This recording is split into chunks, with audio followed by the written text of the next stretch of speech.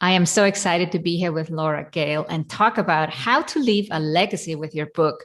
Now, that is a juicy subject. Welcome on the show, Laura. Thank you so much for having me. I'm very pleased to be here.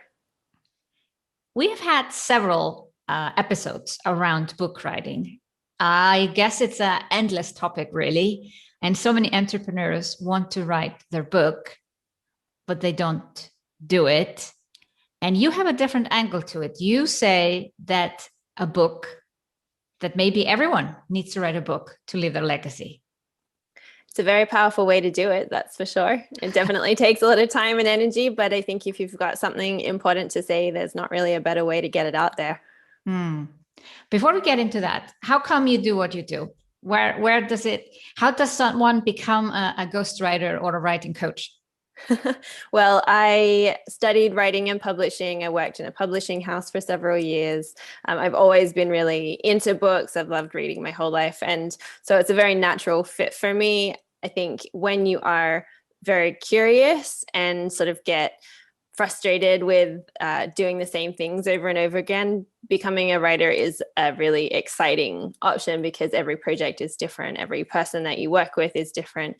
And so you get to learn a huge amount and, see different lives up close. And I find that very exciting and very motivating. And so, I mean, I sort of stumbled my way along, coming out of the publishing house. I got into content marketing and copywriting, and I thought, no, I can do longer stuff. I want to do more in-depth stuff here. So ended up moving towards the ghostwriting, and I've been doing that ever since. Mm. When I think of legacy, I'm thinking of old people that, are heading into retirement. And now they suddenly realize I want to, have a book published and it's my legacy project. Do I got the picture completely wrong? Not completely wrong. That's definitely one part of it. But I think, your legacy can start much, much earlier than that. You don't have to wait until the end of your life to decide what the meaning of your life has been. You get to make that every day. And so part of what I do is help people who have a really clear sense of what they're here to do and what they want to achieve to get that message out. The book is really a vessel for them to keep doing more and more of what they are really focused on. It's a way to open up new avenues to do more of the same or to kind of expand their mission. And it's a good way just to kind of get your legacy underway while you still have lots of time to work on it. I like that idea. What is the youngest age that someone has written a book which you would call a legacy book?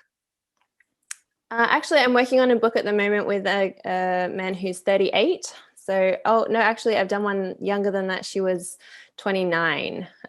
So she'd been working in a very high-end, very intense digital marketing agency and had a huge amount of success very young and burnt out, and then kind of rediscovered what she wanted to do with those skills and how to do that while balancing a healthy life. And so yeah, 29 is pretty early to get started. Yes.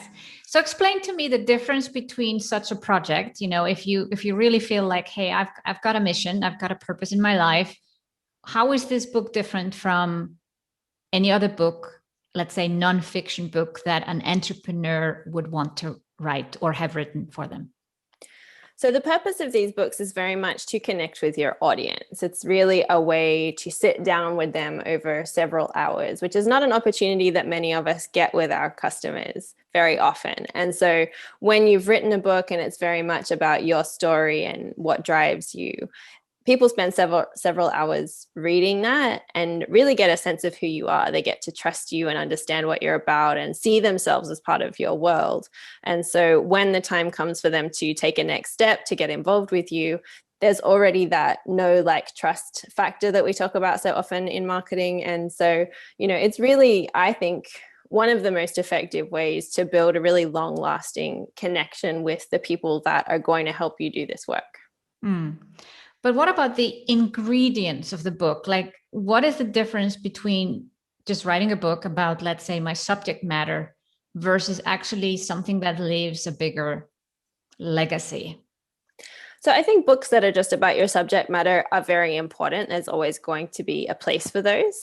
But I think this kind of book is very much about how you've done it, how you have brought your particular worldview and perspective and skills to this, and why the reader is better off with you than with somebody else. You know, it's really a way to differentiate yourself on a personal level, sort of shows a lot more of your personality and a lot more of what's unique about you. You know, if it's just the subject matter, often that's quite cut and dry. You know, it might be very interesting, but you're not really in it. And for a lot of the people that I work with, they are a really key part of their brand. And so it's really important to get that personality and that kind of dynamic energy that they bring to their work into the book. So what if I imagine I'm in a bookstore and there is a book and I see a name of a person that I've never heard of. And next to that book, I see a subject matter like, you know, how to do something. And I'm like, oh, I want to learn how to do that. So I will be feeling drawn to that book. So how do you make sure that your legacy book becomes attractive enough that people actually want to buy it? Like, do you need to mix it? Can you mix your subject matter with your story? Absolutely. And I think that's usually what's most effective for this type of book, because you want to empower the reader. You want them to go away feeling like, yes, I can do this. You know, that person has told me their story, and so now I can imagine myself doing the same thing. That's kind of the key differentiator, is this story component. So humans are very story-oriented creatures. We sort of tell ourselves stories. We orient ourselves in the world by the stories that we listen to. And so having somebody show you the way through their own experiences is a very powerful learning tool. So the difference between here's how I did it, here's how my process went, and here's how you could do it the same way is very different, and I think much more engaging than here's a list of steps to take with no kind of personal element to it. So I think that's where the key differentiation is that, you know, you can't imagine something that you've never been exposed to, right? You sort of have to know that it's possible to be able to see yourself doing the same thing or going the same way as somebody else. And so, yeah, I think that story component is where these type of books really shine.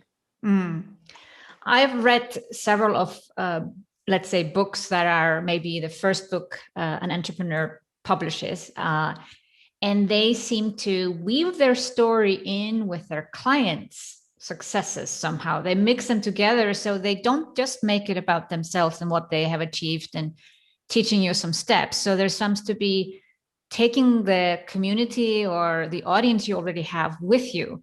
Is that something you recommend, or is there a way to just make it about the person, or should you definitely include other people as well?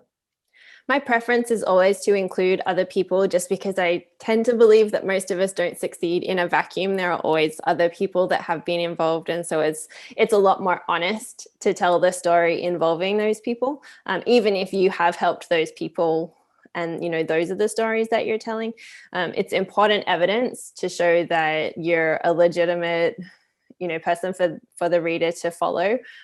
It's obviously great marketing, you know, and it gives you as well multiple audiences that are going to read the book. So if you're featuring your clients and they have audiences, then they're going to be quite motivated to say, hi, I was featured in this book. Would you like to read it? You know, it gives you a lot more reach that way. And so I think there's a lot of value in making sure that you do include some of those stories, but also it kind of proves your concept a little bit. There's repeatability. And, you know, if you sort of come from the world of science, repeatability is everything.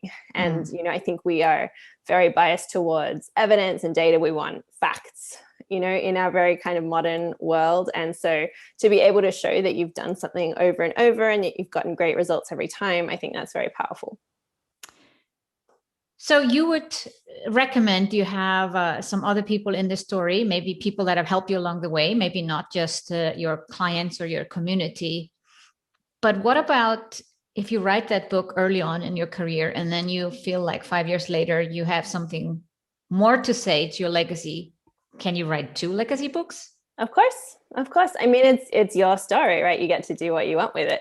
And I think there's a lot of fear that if you write a book, you have to put everything in it all at once. You know, you only get one shot at this. And it's just not the case. You know, everybody's career and life evolves over time. You're going to learn more stuff. And whether it's that you go back and revise the first book and just release a second edition, or you write a whole new book, sharing everything that you've learned since then. I think that people are very excited about that. If they've read your first book and gotten a good amount of value out of it, then they're going to be really pleased that there's a follow-up, because it means that, obviously what you're doing is working. They get to feel like they've kind of seen you on this journey. It gives them a sense of hope about what's possible. I think there's never a reason not to do a second book. But we talked about earlier that you cannot be too young or you cannot be too old to write a book like this. But I feel a lot of women that they are often waiting for permission or being far enough, like, okay, I just started my business. It's too early. Oh, I've only been in business 5 years. It's probably too early for this book that is, where I teach what I know. That's probably a misconception too. There is one group of people that I would advise to wait about writing their book, and those are people who are very, very early. I would say, the first couple of years of their business before they've got repeatable systems. So if you're not clear on how you're getting revenue in the door, if you haven't got a consistent way to get leads and customers, and you're drowning in delivering what you've already processed, don't add a book to the mix, because it will just completely swamp you. It's a great way to get leads and to get people really keen to connect with you, but you've got to be ready. You don't want all of these very excited people coming and just being completely overwhelmed and not able to deliver what you've promised them. So make sure you've got your processes in place and that you feel like you've got a bit of breathing room before you start. But to your question, I think so many people really suffer from this imposter syndrome. And I think you're right. A lot of women really are in that place. There's so much that that other people just have no idea about. Everything that has led you to where you are, even if there are other people doing what you're doing, no one else has had the same experiences as you. No one else has had exactly the same results as you. And there are so many people wanting to learn from others and to kind of broaden their possibilities and horizons, that there's always going to be a market for your way of telling this story. There's so much. I think we really discount what we know. We've spent so long just immersed in it, and sort of it just seems very common to us after you've done it for a long time. But to other people, that's completely fresh information, completely new perspective. And so to sort of shut yourself off from the possibility that, like, I'm not the most famous, or I'm not the most highly qualified, or I'm not this or that, is really to do a disservice to the people who need to hear from you. I love both angles that you shared here. On one hand, if you've just started your business and you don't have it dialed down what you actually do and who you serve and what purpose the book serves, then maybe wait with writing the book. I love it. Yes. And the second thing is, like, we don't need to wait forever. Exactly. Once you've got those basics under control, just go ahead. You can still write a second and third book. Absolutely. Yeah. No, I think there is a lot of people that also start to write book too early. They come even to me in my programs and now want to build an online business and say, oh, I just need your help to sell my book. And I'm like, oh, you did it wrong. Isn't there like a great help also in, getting the book out the door, that you actually have a community? It's really important that you do have some momentum there, I think, and whenever I start a new project with a client, marketing is one of the first conversations we have, because I want them to be starting that before we have ever put a single word on a page. That's so critical to the success of the book. Getting the draft finished and getting it listed for publication, that is half of the process. The marketing, the launch, all, getting it out into the world, that's the other half. And you sort of have to manage your energy across both of those processes, because if you stop when you hit publication, it's just going to die. It won't go anywhere. You really have to work to get the book out into the world. And so if you've been doing that for the entire process of getting the book done, you've had some time to build some momentum. You've had some time to prime your audience that this book is coming, to build pre-orders, to line up marketing, do podcasts, do interviews, do content marketing around it. There's so many things that you can do in, if it takes 4 or 6 months, that's a lot of time to get assets built and to sort of get everything ready. And that way you kind of launch knowing that you've got momentum built already. You're not trying to start from a dead stop. And so that's something that's just super, super important. Don't wait until publication day to start your marketing. Well, this is a very important point, because when people think of book writing, they're often just thinking about the actual writing. Yes. Yeah. And you say half of it is marketing. And I love that you have this discussion before you even start to write. I feel this is a different approach, because I have spoken to a lot of writing coaches, and they're just trying to help you get the book out of your head onto paper. But you say, well, if we actually want someone to read the book, we should think about the marketing first. I think it's partly my responsibility in my role. I'm not your cheapest option for having your book written, and I want you to get a return on your investment. I want you to be really happy about having worked with me, and part of that is the book selling. And so, I also think you've put so much time and so much energy and so much of your resources into this project. Obviously, it's something that's really important to you. This message that you're trying to get out is really important.